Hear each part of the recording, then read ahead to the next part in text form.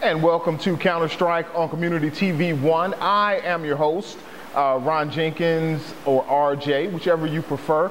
And we want to welcome you to Community TV 1 with our executive producer, Jesse Dortch.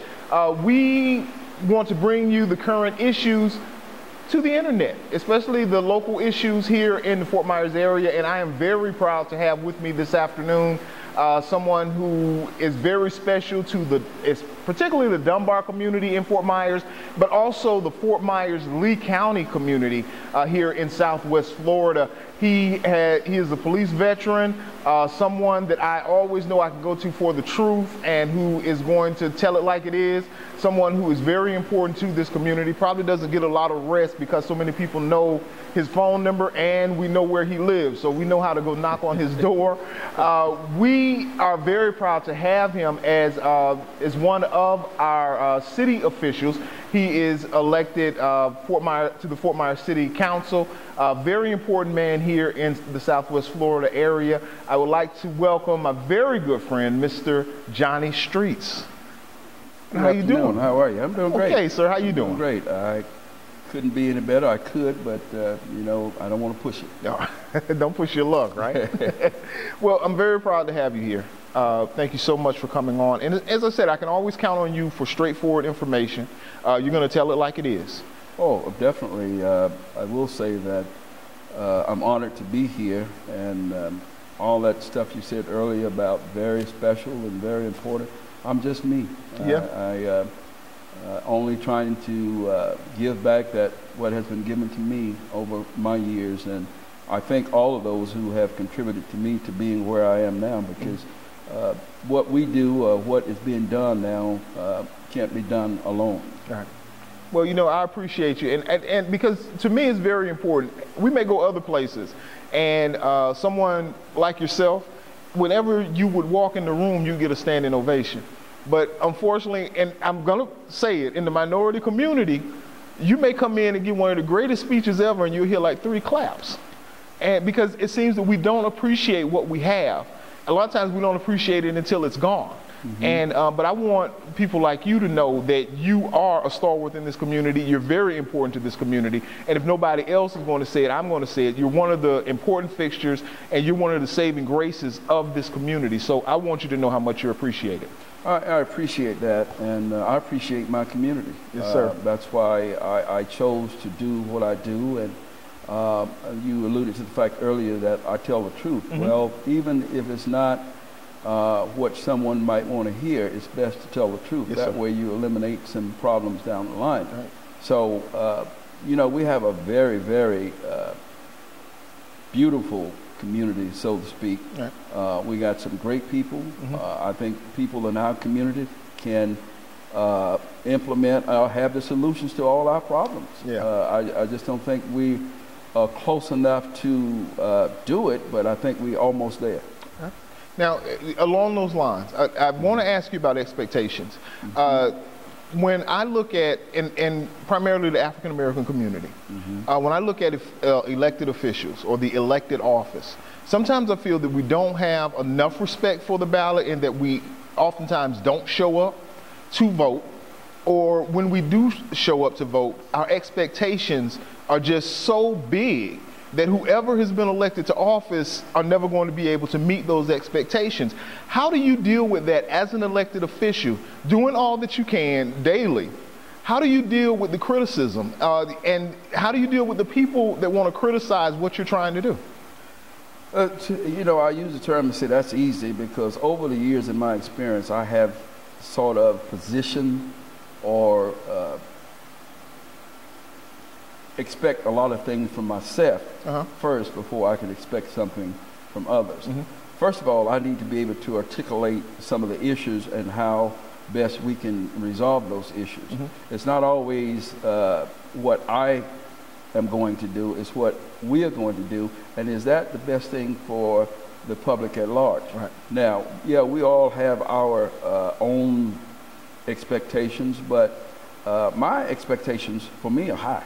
Right. And when mine are set high, I expect others to have a high expectation of me getting things done. Okay. Now, what I have to do is articulate back to that person or to the community that I am ready, willing, and able to go the extra mile. Yes, sir. That's one of the things that even in law enforcement that I used to articulate to our officers, or what I would call subordinates, that when we worked in certain communities, my thing would be to them, always do more than what's expected.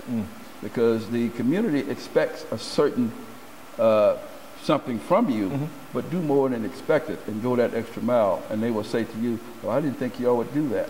But that's when you have to, you get that captive audience and be yourself and just do more than expected. And that way each time you do more than expected, it builds charisma, it builds self-esteem, and it lessens the prejudices that you may have to deal with on a day-to-day basis. Yes, sir.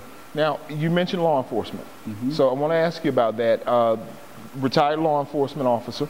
As a matter of fact, I often have trouble saying to you, Mr. Streets or Johnny, because I want to call you Sarge still. So you are known in the community as Sergeant Streets. So you have a relationship now on the elected side and on the law enforcement side. What about the recent headlines or the recent turmoil in the community as far as relationships with the police department? Now, I have my own take on it. When I went down and there was this big discussion on the nuisance abatement, and several individuals from the community showed up at a city council meeting and had a meeting with city council about their feelings with law enforcement. Now, my take on it is that, and I've been accused of, I don't know how you can be accused of being pro-law enforcement. Yeah, when I have an emergency at my house, I'm calling 911 not to order a pizza because I want a cop to come on. So yeah, I'm pro-law enforcement. But the point I want to make is that law enforcement is kind of in a bad position.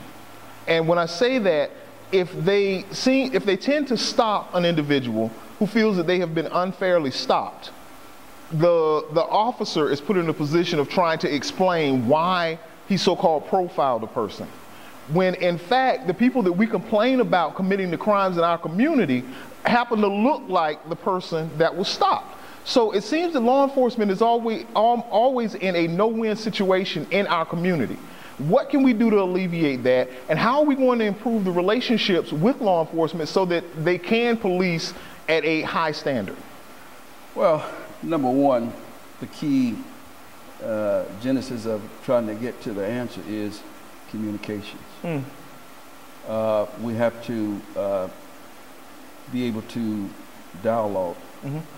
Now, when I use the term education, some will say that's pretty broad, but let's go back and because I really want to answer this question, and I don't know if I'm going to get to where we should be, but I'm going to do everything I can to try. Okay. Number one, I'm not even going to put myself in the position of a former law enforcement. I'm going to put myself in the position of just being a person right now and answering your question. Okay. But from that standpoint, as we go back just a little bit, the perception, and that's a powerful and a key word in today's society. Your perception versus my perception versus others' perception. Everybody has a unique perception of what things ought to be or what things should be or how they should go. Right. And the problem comes in is when we have a different of perceptions and we're not willing to talk about it. Now, the thing about the traffic stop, and I think where you're going is it ends up being something like racial profiling. The key to that, again, is education. It's incumbent upon your law enforcement agency along with your community to both have an educational knowledge of what this is all about. Now, I've seen something, and I'm going to be doing something with the American Legion with some of their members pretty soon, but at a workshop the other day, something was introduced that is exactly what I'm talking about. First of all, the community needs to know what to do if they're stopped by the police. There's some rules, there's some things you need to know what to do. Right. Now, having said that, you say that's easily to say, well, we're going to have a workshop on what should you do if you're stopped by the police, because there's going to be a lot of variances here, especially when you have a lot of different ethnic groups. If I'm stopped by the police I have a knowledge of what I'm supposed to do. Right. But if another person, and I'll use this as an example because I had a lot of experience and training in this, is depend on if you stop a Haitian male. Well, if you stop me, I'm going to sit there and I'm going to wait till the officer walks up to the car and asks me the questions. And he asked me my driver's license, insurance card, and registration. And if it's in the glove box or whatever, I'm going to say, may I, get this? Right. Well, on the other hand, in my experience in stopping a Haitian person for a traffic infraction is that they will get very fidgety and have a lot of movement and looking around and not knowing, and you're like, well, what's this person trying to hide? But that's part of their culture. Right. Because if you can remember part of the history in Haiti, and some people say it still goes on, you will stop by what they call a tum-tum maku, which different atmosphere of what's being created. So if that officer is not aware of that, then he will first of all be on the defensive to make sure that there is no danger. But beyond that is that we got to be both sides. See, most people think that it's the police job to prevent crime in most communities, where it's just the opposite. It's the community has to prevent the crime. Police is just an assistance, and to perpetuate what the community does. So the key thing is education on both sides, and not have what I hear most people say, the police is an authority. Well, the community is just as much an authority as the police. Partnership. And that's what it is. But it's that getting around those perceptions. Right.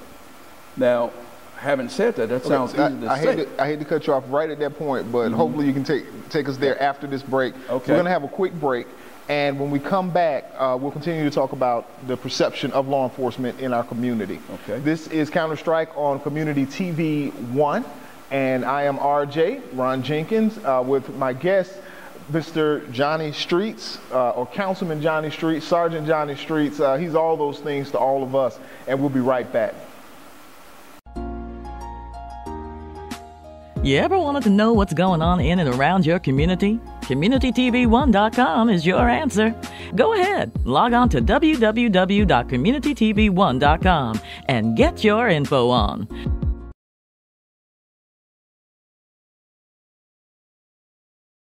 And welcome back to Counter Strike on Community TV 1. I'm your host, Ron R.J. Jenkins, and I have a very special guest with me today.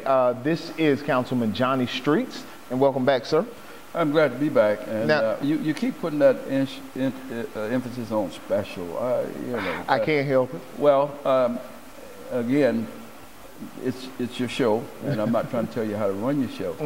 But I just when it's just me, I feel so much comfortable. Okay. Special and titles. That's really irrelevant. Yes, sir. It's not, and this is not a bad thing. It's not who I am, so to speak. Is what do I do? Okay, that's agreed. That's agreed. Okay, now, we were talking about perception as far as law enforcement and the community, and I want you to continue to make your point. Well, and that's a great subject, and we could be here all day talking about law enforcement and community because it goes right back to that word of perceptions. And everybody has different perceptions. Right. But the key to eliminating or coming together with those perceptions is education. And, and I'll touch on what they did the other night over at the Kerry Robinson Center. I thought it's a great start. Right. But to me, it's a start. It should have been done over and over and over years ago in every community. What you don't want to get into hearing, because there's two sides of this street, and unfortunately it is, but people still see things sometimes as black and white. So it reminds me of and Ron, you know how I am about books and stuff. This book written by Andrew Hacker, and it's entitled Two Nations. Black, white, separate, unequal, now even hostile. And it's based on perceptions. Right. But when we allow ourselves to throw our own special interests out and sit and listen, not hear, but listen to what others may have to say, then I think we're on the right road to coming to some mediation of working through this. Okay. And that takes, that is perpetual. That has to be done on a day-to-day basis. Right. Now, having said all that, then you have to deal with individual perceptions in dispersing law enforcement in different communities. Right. Okay. And why does it always seem to be, and I know you may not have all the answers to this, but why does it always seem to be that we have this hostility towards law enforcement? Is law enforcement that bad? You wore the badge, and I have run into some rude officers, but it has not. I haven't met a law enforcement officer. Well, I can talk of one incident, but that was a long time ago, in Clewiston, so it really don't count. Clewiston, well, never mind. But if that had been someone, whether in Clewiston or in Fort Myers or Maine or Miami, it's that if that was a first encounter from that particular person with a law enforcement officer, it can have everlasting. It had a long effect on everybody. I was called the N-word by a law enforcement officer in Clewiston, Florida. It happened in the mid-'80s, but I was scared, and he had his hand on his gun when he called me that. So police officers can be scary because they have the badge and they have the gun.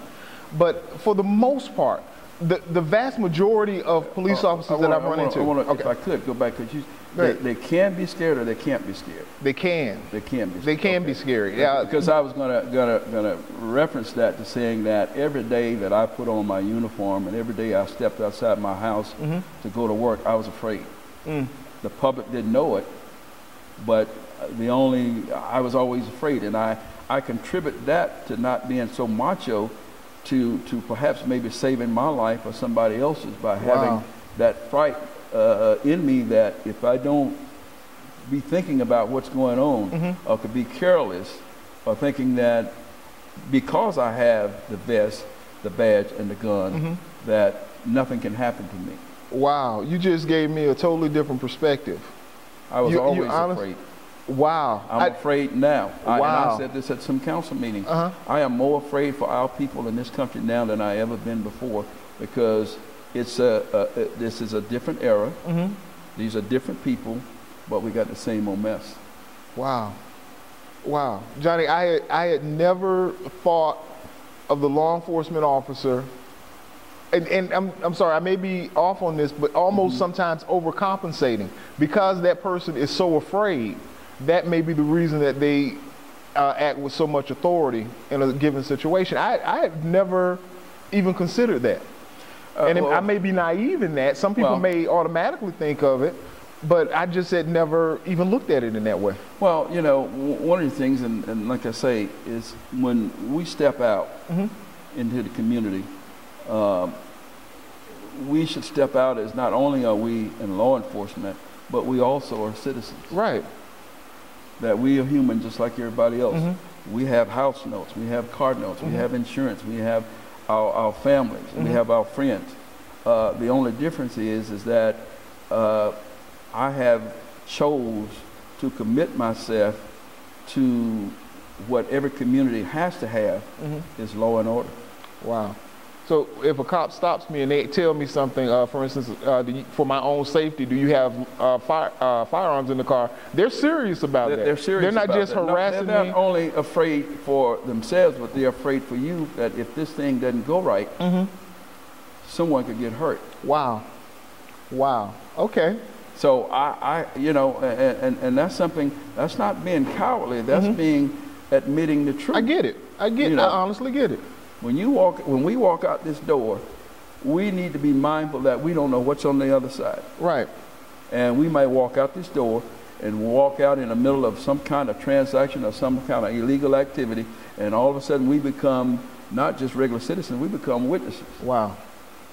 And that's doubly so for law enforcement if they walk up on the wrong situation. That's my point. Wow. And it's based upon that if you don't have that fear, and that's usually that gets into another issue in our community, is that some of us think that we are invincible, that nothing can happen to me, I got this amount of money. That means nothing. Right.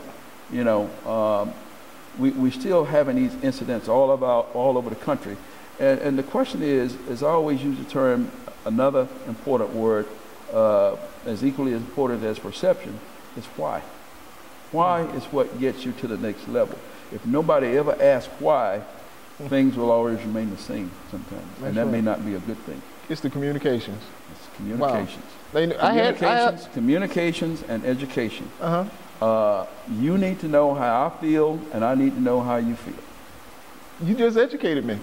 And I'm serious. I have respect for, I thought I saw both sides, but I had never put it into perspective that the law enforcement officer is also got his own worries. I just never thought about it. Well, you have to have those worries. And not only, it says protect and serve, whether it be property or community or life, but you have to also look yourself in the mirror and say, well, protect and serve, that means me too. Right. Okay.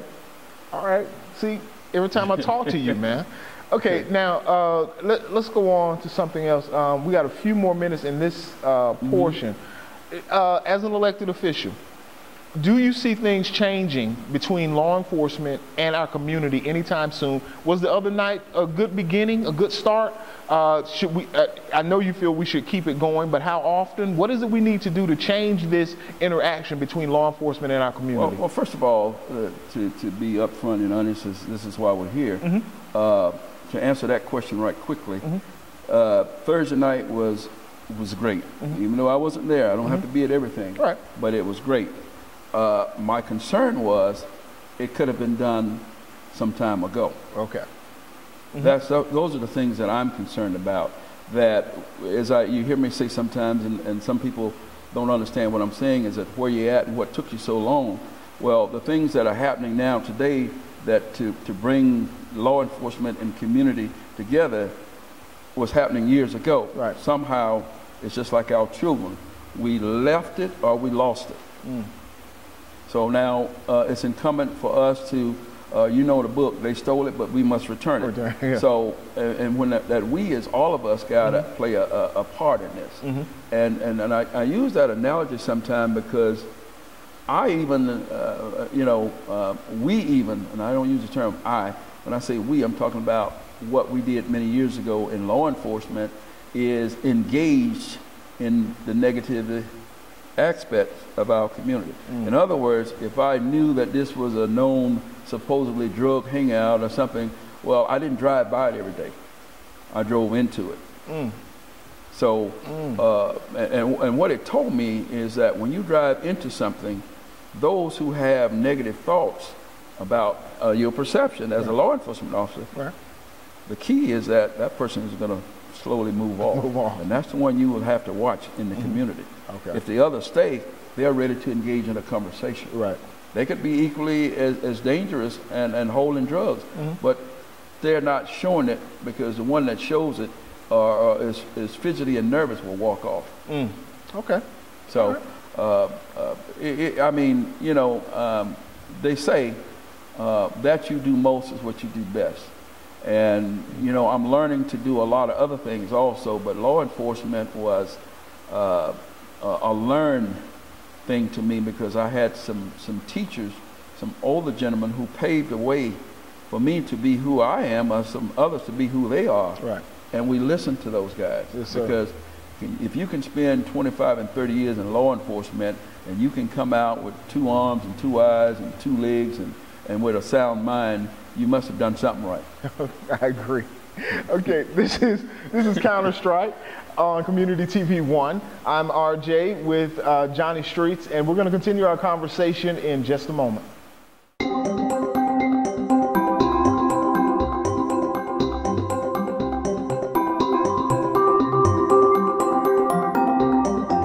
And we are back on Counter Strike with Ron Jenkins. We're here on Community TV 1.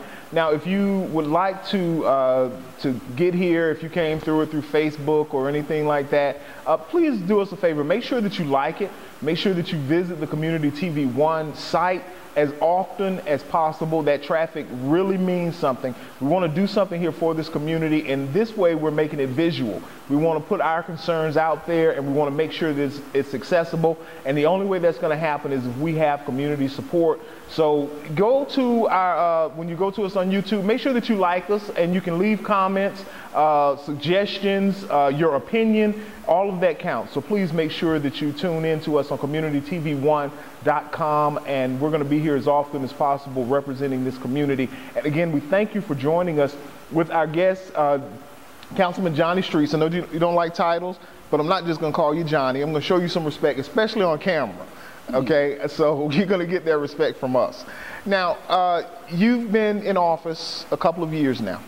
I was talking about the expectations of elected officials nationally, and I'm not going to get on which side you're on or anything like that, but nationally, why are we so divided now in this country? A lot of folks expected that this would be a post-racial America because we elected an African American.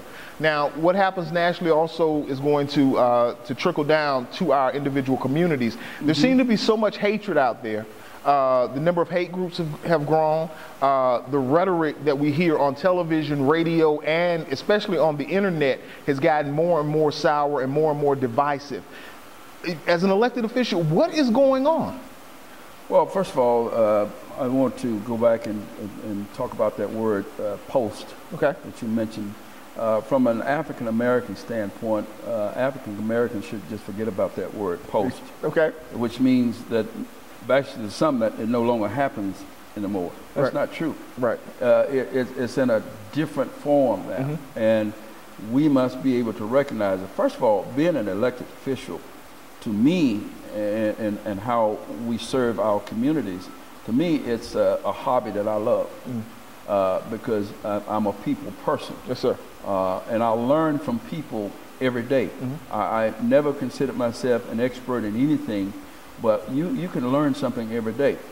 What we are dealing with in today is that some of us as African Americans, and not necessarily as an elected official, once we sometimes obtain a certain level of knowledge or a certain level of education, we sometimes isolate ourselves from the real problem. Wow. And my thing is that it's all right to leave and go higher, but make sure that you have this hand so you may be able to pull somebody up with you. I heard something one time that said if you want to get somewhere fast, go alone. But if you want to get somewhere and have somebody to help you, well, then we should go as a group. And as going as a group, we have to, again, go back to those words, educate as to actually what's happening. Number one is that we have to engage again as to what the actual problem is. Now, and this ties into another thing with elected official, from my standpoint, is that if you shy away from those things that are keeping us from seeing a better day, is why we are where we are. And I'm going to use this term. Most people in America, whether it be black or white, don't want to talk about race. That's right. Eric Holder said it and got a lot of criticism about it. They don't want to talk about it.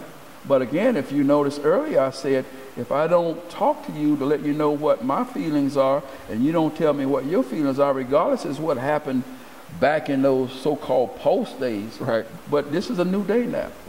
And we need to be able to at least do two things. Number one, communicate. Number two, respect each other.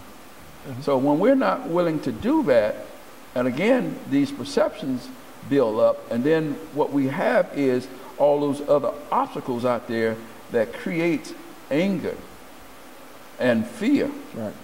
And then when we have a hate, it creates anger, that creates fear, and then we have suffering when we start to go each other's throats. Now that could easily be brought back in perspective into the black community. We talk about crime. Crime is crime. Black on black, crime is crime. So, but from an elected official standpoint, our our concerns should be to represent the people for what's best. Right. And in doing that, sometimes you're going to have to take some positions that are unpopular. Unfortunately, a lot of people in America want to be popular rather than be smart. and that, you know, because if I am so popular, I don't be popular because I'm the nicest guy in the world and he'll do anything for you. So, which means that I may be doing too much, which you can do for yourself. Right. But if you say, well, you know, Johnny, you didn't do what I want. Well, I'm not here to do what you want me to do. I'm here to do what's best for this city, this county, and this America. Hopefully, somewhere along is, you know, and this is not arrogance. I say to people sometimes, the way I say it, my business. The way you take it, your business. Now, which opens up the flow of an avenue for a dialogue. And you may have a better avenue of getting where I need to go if I would just listen. But if I think that I'm so high and mighty and an elected official and my status tells me that, well, I'm the one supposed to, well, we only here because of the people. Right. If we forget that term, we, the people. Right.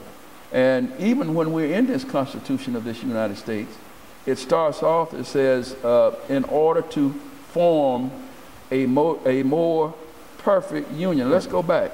This history lesson today. A more perfect, which means that it wasn't right in the first place. That's right. So which means the lesson of the day is that we got to work on it and come together to say, okay, they told you it wasn't perfect. So let's do what's right for the people.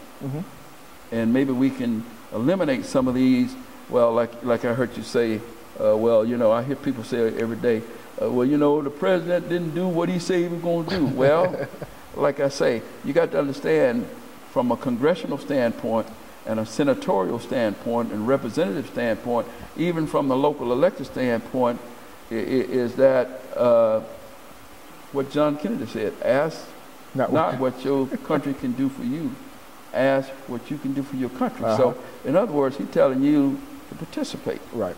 Before you criticize me, find out where I'm coming from. Right. I would never criticize you until I find out where you're coming from. But when you look at it from an African American standpoint, you look at all of these things, back to the White House and all this stuff, that America, in some instances, and I know this could be very controversial, people that are serving sometimes could be the best that money could buy. And now, I agree with that wholeheartedly. We know what money can buy sometimes. Oh, yeah. It doesn't buy our best interests. That's right. That's right. Sometimes it's by people that are in position to make sure that our best interest is not hurt. It's not looked out of. Yes, sir. I agree. I agree with that 100%. So, I don't know. What do we do about this? And what I mean is, we seem to get more and more divided. And I know you say communications and all of this, but it seems as if the average person just doesn't pay attention and almost as if they don't care. And when I get so frustrated when I speak to someone who they want to have a conversation with me about politics, and I'm like a politician junkie. I love everything about politics. And I'm reading all the time and I'm trying to get all these different viewpoints. But then I speak with someone who got everything they learned from a 30-second TV ad. And that's very frustrating. So we don't seem to want to educate ourselves. We just listen for whoever is going to say what I like to hear instead of learning what exactly is going on. How do you handle this as an elected official? Well, and as a lesson number 3 to you, don't get frustrated. And I know that's hard to say. I have ways of venting my frustration, not necessarily in public, but here's my way of venting frustration. If you should see me in my yard chopping weeds and doing stuff like that, you know that there's something on his mind, and this is the way I get it off. So don't approach you when you got the machete. And the other thing is that the best thing to do to vent frustration and come up with a clear and concise way of handling things is to take walks. Yeah. This is why I'm so important about your health. Had I known then what I know now, and this is not just for me, all of us, men and women, we should be of healthy specimens. Because even it talks about it, and I didn't want to go there today, but it talks about it in the scriptures that your body is a temple. It's a temple. And when we abuse our body, we abuse other things. So then we get caught up in stuff that frustrates us, when really, if we would start walking and start thinking, usually, and listening, you'll come up with an answer. Or you'll have something to go back to the table and say, you know, I thought about what you said, even though I didn't agree with it, the way you said it, but I'm willing to, then you say, well, tell me more. Okay. Opening up the dialogue. Yeah, tell me more. But when you look at it from, and that's another issue, is that don't look at me, I'm not going to look at RJ as being of a race or color. What is RJ bringing to the table, and what is his platform, or what is his vision for all of us? You ever wanted to know what's going on in and around your community? CommunityTV1.com is your answer. Go ahead, log on to www.communitytv1.com and get your info on.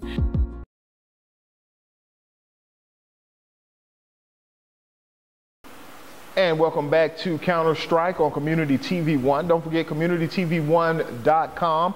And just a heads up, I will be appearing on Lee Pitt's show July 1st. So if you're watching this before July 1st, please tune in Sunday morning, 8:30 a.m. Lee Pitt's live. It's not really live. I know Lee don't want me saying that, but it's not really live. 8:30 on Sunday morning, Fox 4 TV. I will be on the Lee Pitt show, so please check us out, and of course show Lee support, because he has been doing this for over 20 years, representing issues in the African American community here in Southwest Florida. So please make sure you tune in and support the Lee Pitt's live show Sunday mornings, 8:30 a.m. on Fox 4. Now we're going to return to our conversation with Councilman Streets. Very good conversation. I'm kind of sorry that it's almost over, but we're going to make sure that we bring him back as often as possible, because he's really a calming voice in this community. The fact that even just a few minutes ago when we were discussing something off camera, he's able to bring a good perspective to things that really get me, we're on the internet, pissed off. So he's an elected official, and he represents everyone. I think that's beautiful. And you got to have a good sense of humor. Yes. As they tell you, you know, laughter is good medicine for you. And you don't see everything as taking it personal. Right. You don't. I take some stuff very personal. Someone taking it personal, but it's another form of learning. Yes, sir. I agree. And that's the right road to take. I just don't go down that right road. But if I could go to this area, we talk about bringing it back home to our own community. Go ahead. Again, I started off saying that we have a great community. Yes. We have some of the greatest people that you're ever going to find in America, who have done some things and has some knowledge and has solutions to our concerns. But what happened is, you have to know that sometimes, let's go back to the police department. Right. When we talk about community policing, and everybody thinks that is so great, we got community policing. That's just only one little thing that you need to talk about. We could talk about earlier, because in that community policing, which is very broad, there's another 3 types. There's a reactive policing, there's a proactive policing, and there's a coactive policing. Now, many people have heard of proactive and reactive, but they haven't heard too much about coactive. Coactive is something that I would say to the chief and the city manager on a day-to-day basis, is that, as I said to the chief, you can't do it by yourself. Coactive is being inclusive of not necessarily the community, but all of your other service agencies. Police is just one entity. You know, I've had some concerns where I had a lieutenant ask me one day, well, I don't understand your method of policing. What kind of policeman are you? It's like you're some kind of social sergeant. And I said, well, I wouldn't expect you to, because you haven't been where I've been, and you haven't done what I've done. Your concern is that you have carte blanche to anything you want. Coming up in my community, I did not. You never had to go to a back door. You never had to sit at the back of a bus. Wow. You never had to drink out of a water fountain that said color.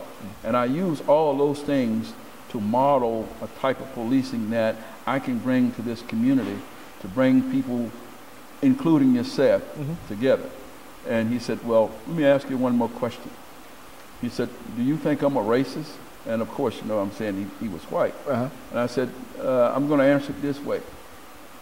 If you have to ask me, you may have created the atmosphere. and, you know. Very good point. Very good point. Now, I want to ask you something, and this is our last segment, so it's going to be kind of a somber subject. We have had several shootings in the community. The violence is just, I'm going to say it's overwhelming right now. Yesterday, a young man shot, 15 times? Broad daylight. The thugs don't seem to care.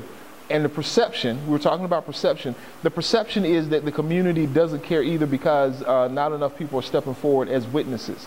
What do you say about that? First of all, perception again. And you touched on the fact that the thugs don't seem to care. Right. That's your terminology. It may not be mine. Right. I think if you use the term thugs, they do care. Okay. And what is happening, nobody else seems to care. Okay. This could get deep. And that's why I say. Go ahead.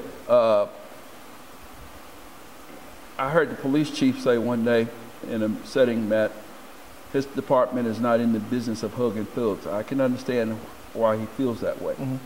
But if I thought that I could hug a thug and make him put down a gun, or make him see something different, that he's better than what he is, I'll hug the hell out of him. Okay. Now, again, we go back to this thing about engagement. But all of this is happening here. What we're doing, from my perspective, is that we're burying and we're treating symptoms. Okay. We haven't begun to see why is this. I'm reminded of the fact that someone has a program that says that I want to catch those kids that are falling through the cracks. Right. Bad thinking. Let's do some carpentry work and seal that crack up so they don't fall through. Okay. That's a different analogy. Right. So, and then it starts again, and you said very simple and very personal, it starts at home. Okay. Now, everybody seems to think that just because a young man, a young lady, they come from a single-parent home that they can't, you know, that's a myth. Some of our most prominent, productive people that have gone before us and are coming behind us will come from a single-parent home and do well. So let's not, again, I said we get caught, this is why we're divided. We get caught up into those obstacles out there that someone put in your face. Here's another prime example. They tell you, well, 3 out of every 4 black males are going to be part of the criminal justice system or even incarcerated. When have they ever told you what the other 3 were doing? That they are RJ, they are Johnny Streets, they are someone else in key positions. So what we get caught up in is those myths instead of solving the issues. Let's say, for instance, some of these killings have been drug related. Okay, that tells you that's a symptom. Well, let's treat this symptom. Let's reduce or cut off the supply, America. Then we may reduce the demand. Homebound. Let's start looking at creating jobs and job training. When you look at my community, where I was born and raised in it, and I'm so disappointed because when I look around it and drive through it and walk through it today, all those places that had homes are no longer there. They call it urban renewal. Well, if we could start, and we talk about the economy, we don't have to have a $400,000 house. Back to living within our means, as long as it is safe. The other thing is, when I talked about coactive policing, is that when I talked about those other agencies, if your community isn't physically healthy or mentally healthy, then you get just what you get today. You get just what you got yesterday. They say, well, they are doing that stuff, and it's all over America. They must be crazy. You're absolutely right. Let's look at this from a mental health perspective. Okay. Murder, Ron, is not an accident. Right. I'm sure some others know what happened. Then they say, well, the one that's deceased can't tell. Well, now both of them are deceased, really, because the one that did the killing will have something on his head for the rest of his life. My suggestions to him was that by him being out there, that he is endangering every citizen in this city. Because we go back to this word to say, well, this is retaliation. Right. From what? And we keep retaliating. We keep retaliating. Well, where are we getting the guns from? You can get them from anywhere. Right. In any part of this country. So until we start addressing the real issues of mental health, drugs imported, and you say, well, that's not going to ever happen. Don't ever say it's not going to ever happen if you don't try it. Right. Because you can, you know, and I said this to my pastor, Reverend Bean, we have the authority, we who are in the helping profession, to take care of, provide, or implement any solution we want to. Right. But what happens is, as I told you earlier, as we sit here and talk about things that are positive and that can happen to have our children and our families learn, work, and play in Fort Myers, or the greater Fort Myers, you got another group sitting over there saying, it ain't going to happen. Yes. And we're going to make sure, because it's about money. It's about money. Until we leave that arena. And I tell folks, when we get into the end of the segment, and I know I get some criticism. I'm not a politician. I'm in the political arena to help, right? Because those who have helped me, and one of the things that, and it was in my teaching. First of all, I was fortunate to have two loving parents, and see, the lady said the other day, Mr. Streets, the young folk need God in their lives. That's absolutely right. But whose responsibility is that? It's the parents. Right. But if the parents don't have that in their life, well, you can't teach that you don't know. Right. But it's incumbent upon men, whether you're black, white, Hispanic, or whatever, to step forward. Right. Stand your ground that way. And then we can see things start to change. But when one group or one entity think that they can do it by themselves, right, it's not going to work. But together, remember, if you want to get somewhere fast, go alone. Okay. But if you want to go somewhere and take care of the situations, and when you arrive, have help, let's go together. Very good point. Now, I want to ask you this question. You speak on law enforcement, and anyone who speaks with you for even a few minutes, they know that you still have a great deal of respect for law enforcement, that you are very knowledgeable as far as the police force here in Fort Myers, Lee County.